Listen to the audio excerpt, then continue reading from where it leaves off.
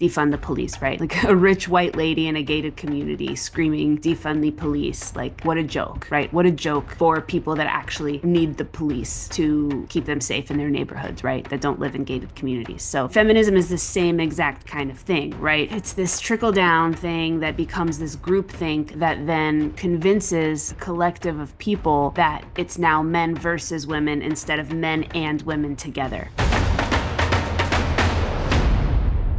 Hey, everybody. Welcome back to another episode of Ancient Intelligence. You've got your host, Anya Shack, and today I want to get into a more of a contemplative episode, just a couple things that I'm thinking about. This one might have more questions than answers, but men and women, what's going on? Let's get into it. So, a friend of mine, she just kind of made a statement. It was like a few days ago that was just kind of like, okay, I know what's going on. I know what the issue is. The issue really is we're living in a men versus women world as opposed to a men and women versus something world. And that's right. That's 100% true. For a long part of history, it used to be men and women together, united against, the elements, against danger, against things that wanted to hurt them, um, against, warring tribes, right?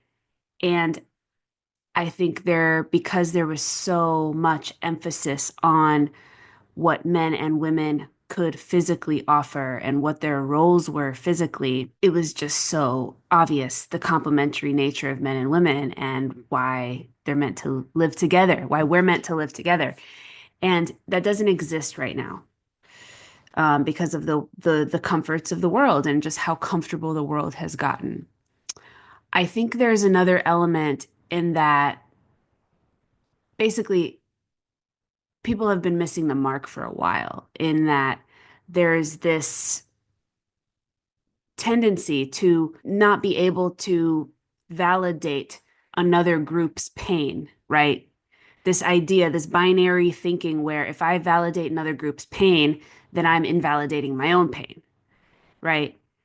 If I validate another group's success and what another group does really well, then it devalues my opportunity to do very well, to do that thing well, or to do something else well. It's just flawed thinking, right? It's the same type of flawed thinking that exists when we uh, say in our minds, and this is something I wrote about recently, this idea that one of the greatest difficulties of the human soul is this binary thinking around I can either abandon myself or I have to abandon someone else.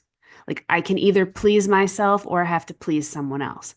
And I think I was listening to Joe Hudson talking about this. This can easily show up in a scenario in which, for example, like Susie Q invited me to her birthday party, but upon hearing the invitation, I felt inside of me, in my gut, like, oh, I don't really want to go. And then I was thinking about it, and oh, but she expects me to go, so I should probably go, so I'll go. And so I go, and I'm less of myself for going, right? The idea is that if someone felt obligated to go to your party, would you want them there?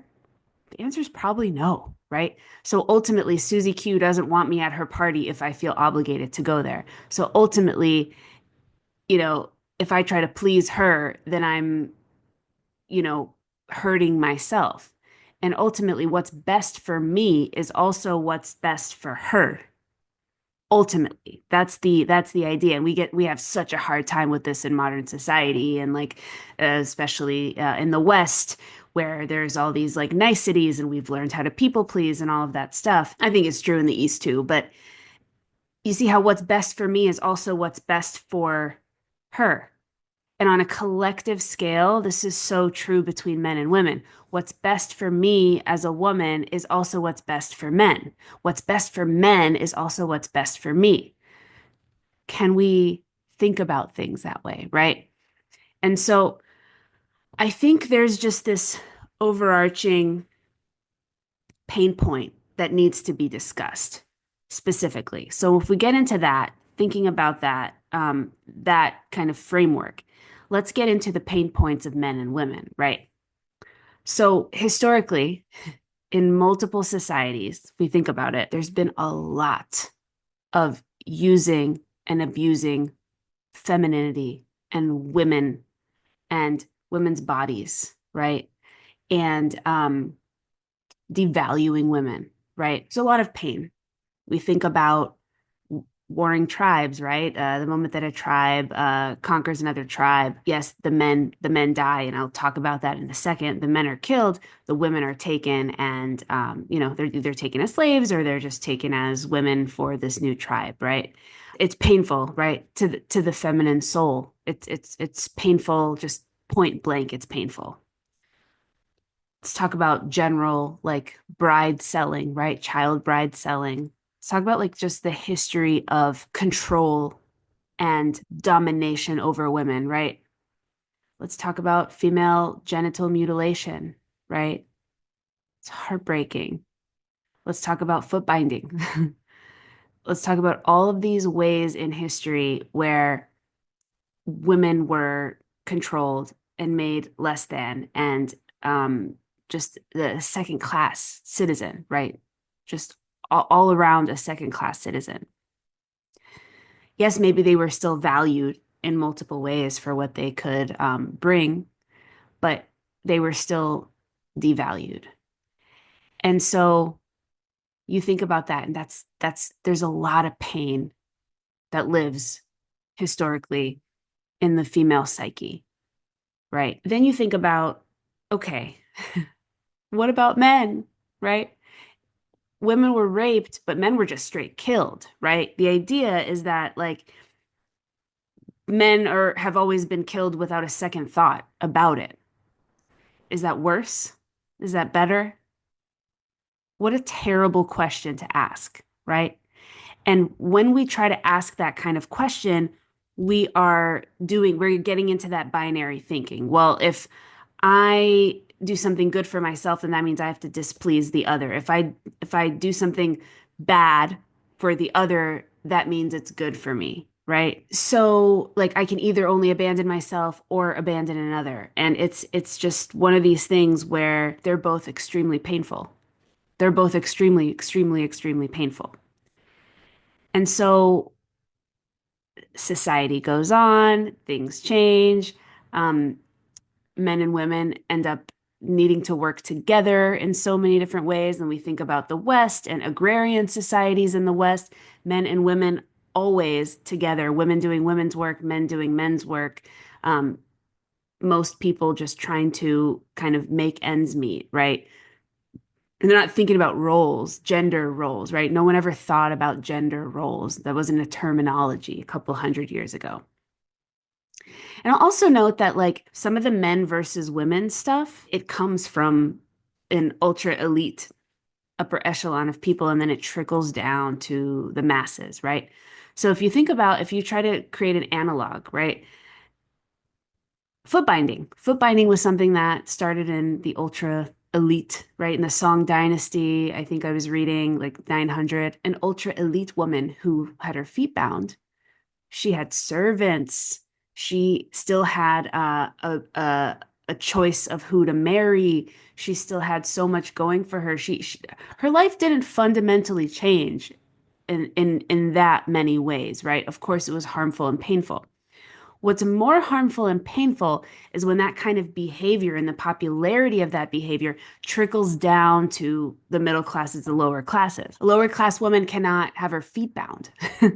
She cannot have her feet bound. She cannot work. They won't eat, right? She'll be so disabled that it's just harmful for their lives. So you take that and you think about what's gone on and the way that feminism became so misguided and so manipulative and so much not in the best interests of women, right? And you think about it, it's very similar if you think about something like that with foot binding. Feminism begins ultra elite, right? Oh, we want the exact same type of power as men. We want the exact same type of freedom as men. In order to be where those men are, we have to be just like them. Now, lower class women, middle class women didn't want to be where those men are. They could care less where those powerful top 1% men are. They just want to be happy and stable and live good lives, right? But the trickle down happened. It's how it happened, right? It's Rob Henderson. This is Rob Henderson's thing around luxury beliefs, right? It's this idea that the elite wants to be different from the masses and wants to do things completely differently and go against the norm of what culture is living in this moment. And so they come up with an idea or a fad or a fashion or whatever for them that works for them because they have all of these other things in place, and it won't ruin their lives in any significant way. Yet people want status, right? People want to get higher in their own status. So that trickle down always happens. His one of his examples is defund the police, right? It's like, yeah, like a rich white lady in a gated community screaming defund the police. Like, what a joke, right? What a joke for people that actually need the police to keep them safe in their neighborhoods, right? That don't live in gated communities. So it's the same exact kind of thing. And feminism is the same exact kind of thing, right? It's this trickle down thing that becomes this group think that then convinces a collective of people that it's now men versus women instead of men and women together. And then the aftermath of that is then an aggressive act against the men. And then there's like a backlash movement, right? You're thinking about MGTOW, red pill, all that stuff. Then it's like, oh, okay, yeah, it is men versus women. Here's why. Here are all the reasons why. Let me gather up all of these reasons and present it to you in this perfect form. And so I think that foundationally, there's a real misplaced anger from a lot of women, right? Based on experiences that they themselves did not go through, right? This is all based on like generational trauma and pain that has gone through women generation after generation, right? And it's real.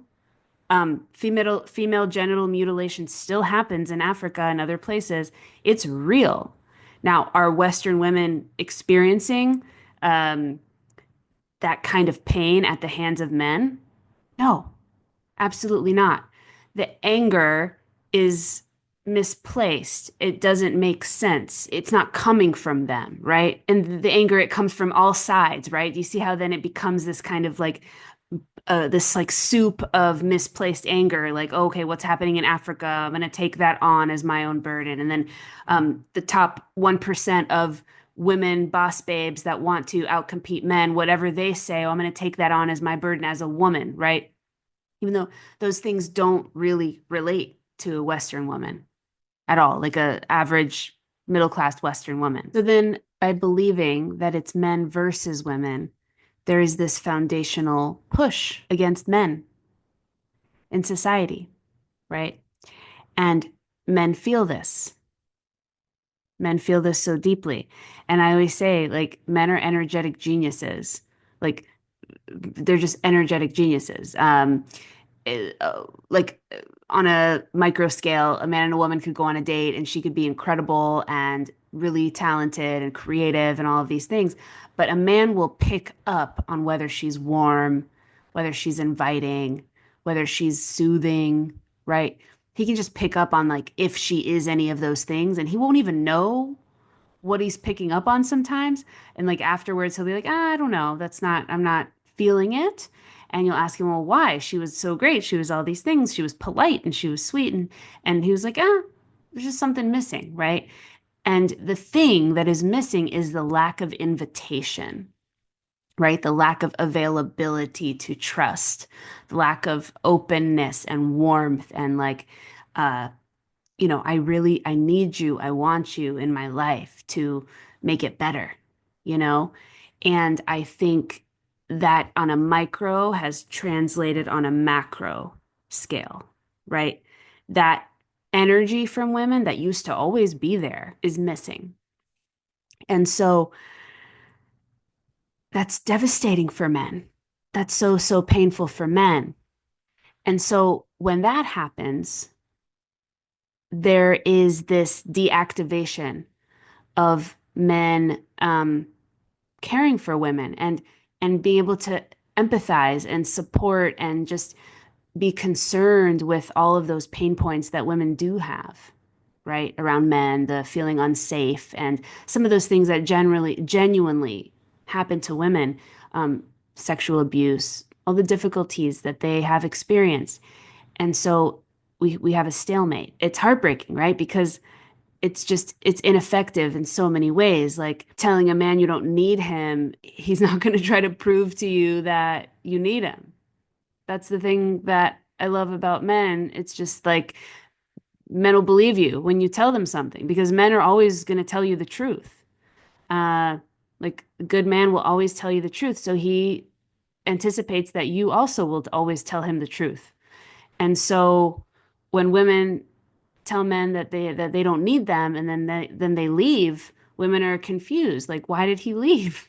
Well, he believed you when you said what you said. He believed you when you made him feel uninvited. And it's super heartbreaking because men just want to do good things for women, genuinely. You may call me naive, but I believe in the good. And is this all goes back to the all men versus the 1% of men. And we can go right back to, who came up with foot binding? Who started practicing genital mutilation? Who devalues and demeans women and hurts women like in serious ways? Who really hurts women in serious ways? Well, it's not all men. It's a teeny, teeny, tiny fraction. I think it's 1%. Let's get real for a second. I remember reading Dr. David Buss's book, Why Men Behave Badly, and he talks about the men that are capable of rape and violence and all of these dark things.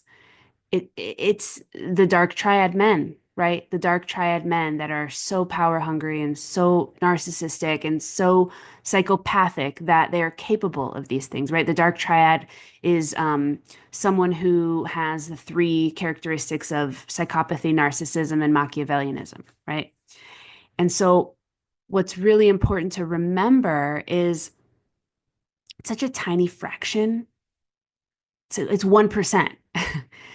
um, And so when you hear a headline like there were 100 rapes, it makes you think like, oh wow, 100 rapes. It's just it creates this narrative, this false narrative that 100 men raped, but that's not true. It was one man raping 100 times. And then we create some narrative about all men, and it's just so heartbreaking. I think something that I heard, who said it? It might have been a quote that I read somewhere. I don't remember who said this, but something like most men, the 99%, have way more in common with any woman than they do with a dark triad psychopath, Machiavellian, not narcissist, right? And that's just the reality. It's like human first, right? I think that's really important to remember when we start taking on trauma from generations ago that was inflicted by some man somewhere, right? And let's just ground ourselves in today and recognize that the acknowledgement of the pain on both sides is extremely important, extremely, extremely important. Um, the way that we've just tossed aside men, right, is heartbreaking. The way that we have used and abused women historically, right? Both of those things. So many of the difficulties that men face and have faced in society, the burden of all the responsibility. And there's just so much to say. And so I just think that now in the West, you think about what, men tried to do, in my view, like, again, maybe not the 1%, dark triad, the Harvey Weinstein types, right? But the 99% of men, especially like leaving the Industrial Revolution and starting these factories and recognizing like women can't do all of this work. We want women to be safe and cared for. And then getting into like the 40s and 50s kind of lifestyle and dynamic that we had in the United States, I genuinely believe men were doing their best to protect and care for women and try to keep women away from the difficulties of the grind and the rat race and all of that, you know?